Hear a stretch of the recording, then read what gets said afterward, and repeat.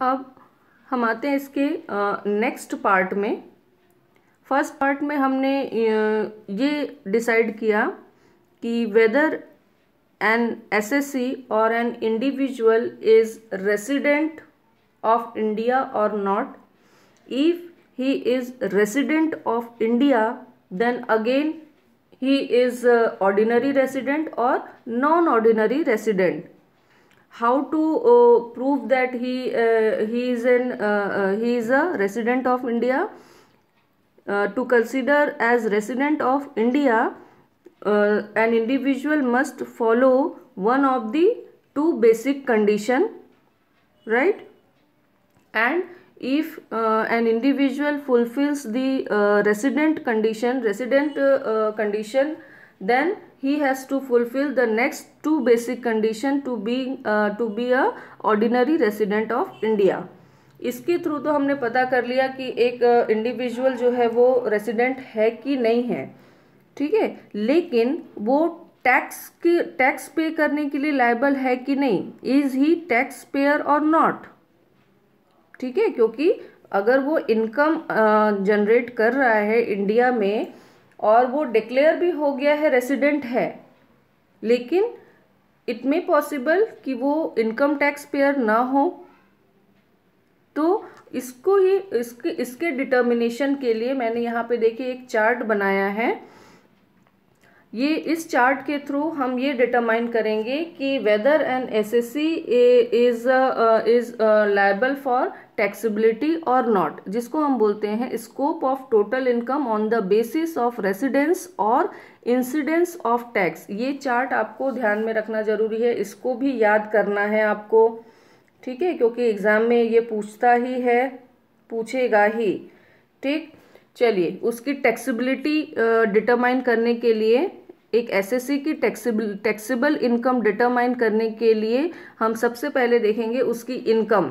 First क्या बोलता है, income earned in India and received in India. If an assessee incomes in India, earning in India and receiving also in India, then taxable for, देखो ROR, NOR, NR ये लिखा हुआ है, resident but ordinary resident, resident and ordinary resident. Second column, third column में है non ordinary resident and third last column है non resident. Resident and ordinary resident condition 1, condition 2 non ordinary resident and third condition non resident, ठीक है।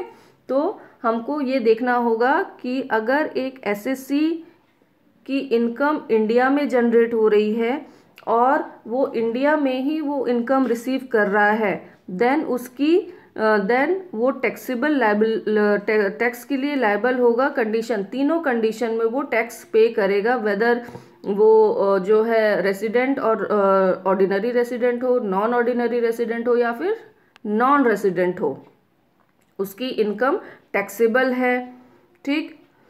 Second condition, income earned in India but not received in India. Income generate हो रही है India में, वो earn कर रहा है इंडिया में, बट रिसीव वो इंडिया के बाहर हो रहा है, नॉट रिसीव्ड इन इंडिया, तब भी जो है तीनों कंडीशन में वो उसकी इनकम टैक्सेबल है, ठीक। थर्ड कंडीशन क्या बोल रहा है, income not earn in India but, sorry, income not earn in India but received in India. India में इनकम नहीं कर रहा है एसएससी जो है, वो इंडिया में इनकम नहीं कर रहा है बट रिसीव इंडिया में कर रहा है। उस कंडीशन में भी उसकी इनकम जो है वो तीनों कंडीशन में, अगर वो ऑर्डिनरी रेसिडेंट है, अगर वो नॉन ऑर्डिनरी रेसिडेंट है या नॉन रेसिडेंट है, तब भी उसकी इनकम जो है वो टैक्सेबल होगी, ठीक है। तीनों कंडीशन, पहले की तीनों कंडीशन में उसकी इनकम जो है वो टैक्सेबल है। इंडिया में इनकम कर रहा है, इंडिया में ही रिसीव हो रहा है, इंडिया में इनकम कर रहा है बट इंडिया के बाहर रिसीव कर रहा है, इंडिया में इनकम नहीं कर रहा है बट इंडिया के बाहर रिसीव हो रहा है उसका इनकम, तीनों कंडीशन में जो है उसकी इनकम टैक्सेबल है। फोर्थ कंडीशन में आते हैं, income not earn in India and not received in India, neither earning in India nor receiving in India. उसके लिए सब कंडीशन दो हैं, but business and profession controlled in India. देखिए क्या कंडीशन है, एक एसएससी की इनकम जो है ना तो वो इंडिया में हो रही है और ना ही वो इंडिया में रिसीव कर रहा है। तो इस कंडीशन में अगर उसका बिजनेस या प्रोफेशन का कंट्रोल जो है वो इंडिया में है, तब उसकी इनकम ऑर्डिनरी रेसिडेंट के लिए टैक्सेबल है, नॉन ऑर्डिनरी रेसिडेंट के लिए टैक्सेबल है, बट नॉट रेसिडेंट के लिए टैक्सेबल नहीं है। Business and profession controlled from India, in this condition he is taxable in ordinary resident and non ordinary resident situation। दूसरा सब कंडीशन क्या बोलता है, business and profession not controlled from India, उसकी अर्निंग भी बाहर हो रही है, रिसीव भी वो बाहर कर रहा है और बिजनेस का कंट्रोल भी बाहर है, ठीक है, इंडिया में नहीं है। तो इस कंडीशन में ऑर्डिनरी रेसिडेंट की कंडीशन में उसकी इनकम टैक्सेबल होगी एंड अदर टू रेसिडेंट में not ordinary resident and non resident की कंडीशन में उसकी इनकम टैक्सेबल नहीं होगी, ठीक है। पहला कंडीशन क्या बोलता है कि income not earned and not received in India, but उसका कंट्रोल जो है, बिजनेस का कंट्रोल इंडिया में है, तो उस कंडीशन में ऑर्डिनरी रेसिडेंट और नॉन ऑर्डिनरी रेसिडेंट की कंडीशन में उसकी इनकम टैक्सेबल होगी, नॉन रेसिडेंट की कंडीशन में नहीं होगी। लेकिन अगर बिजनेस का कंट्रोल, प्रोफेशन का कंट्रोल आउटसाइड फ्रॉम इंडिया है तो सिर्फ एक ही कंडीशन में उसकी इनकम टैक्सेबल होगी, दैट इज ऑर्डिनरी रेसिडेंट, ठीक है। फिफ्थ कंडीशन में आते हैं, other sources of income not earned and not received in India. Other sources of income जैसे लॉटरी इनकम हो गई, ठीक है, गेम शोज से आपकी इनकम हो गई, तो ये सारे जो है अदर सोर्सेज ऑफ इनकम हैं। इस कंडीशन में केवल ऑर्डिनरी रेसिडेंट की कंडीशन में उसकी इनकम टैक्सेबल होगी, अदर रेसिडेंट की कंडीशन में उनकी इसकी इनकम टैक्सेबल नहीं होगी। कोई पास्ट अनटैक्स्ड फॉरेन इनकम है, तीनों में इनकम जो है टैक्सेबल नहीं होगा।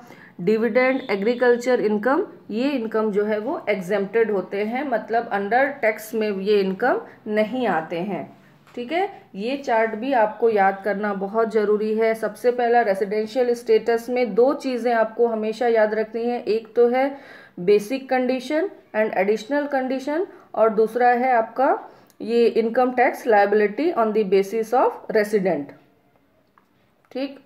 अब इसके कुछ एग्जेम्पशंस हैं बेटा, क्या एग्जेम्पशंस हैं देखते हैं।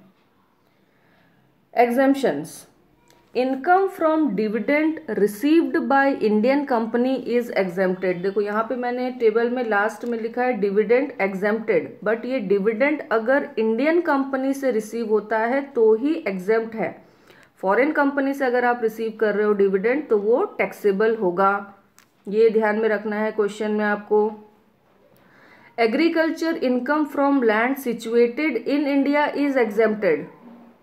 अब एग्रीकल्चर इनकम अगर आपको हो रहा है और आपकी लैंड अगर इंडिया में है, वो एग्रीकल्चरल लैंड अगर इंडिया में है तो उसकी इनकम जो है वो एग्जेम्प्टेड होगी। अगर वो पाकिस्तान में है, श्रीलंका में है, वहाँ के एग्रीकल्चर से इनकम हो रहा है, मतलब वो टैक्सेबल है, फाइन।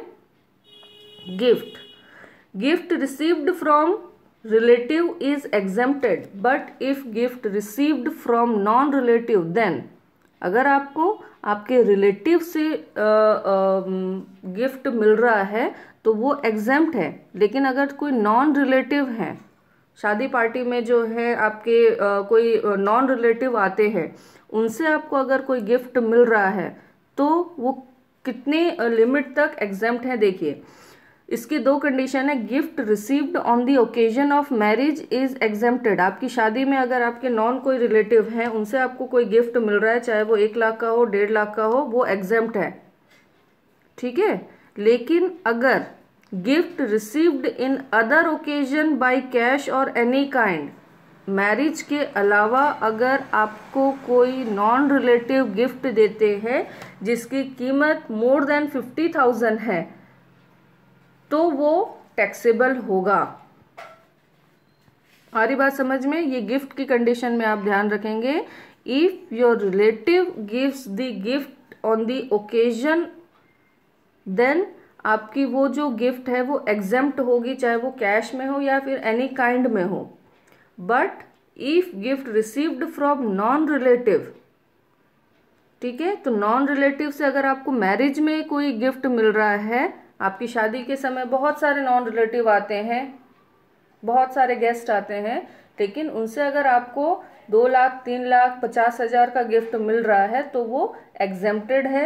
लेकिन अगर शादी के अलावा किसी ओकेजन में आपको गिफ्ट दे रहे हैं जिसकी कीमत जो है वो मोर देन 50,000 है, 50,000 से ज़्यादा का वो गिफ्ट है, चाहे वो कैश में हो या फिर एनी काइंड में हो, तो वो टैक्सेबल होता है। Dividend received from Indian companies exempted. Agricultural land situated in India, that is also exempted. Gift received from your relative is exempted, but if gift received from non-relative in the occasion, if you get the gift, that is exempted.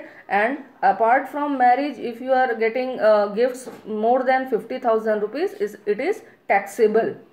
इतना exemption आपको ध्यान में रखना है while calculating the taxable income of resident.